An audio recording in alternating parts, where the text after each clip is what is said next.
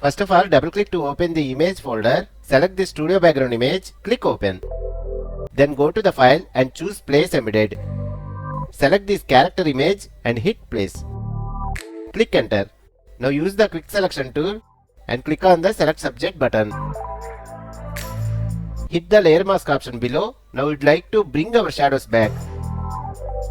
So press Ctrl J to duplicate the layer, select the bottom layer mask thumbnail and hit Ctrl I to invert. Then go to blend modes and choose multiply. Now go to the adjustment layer options and choose the levels adjustment layer. Click the clip to layer option and adjust these input points like this. Select the top layer, go to adjustment layer options and choose color lookup. Here select the candlelight look. Let's see the final result.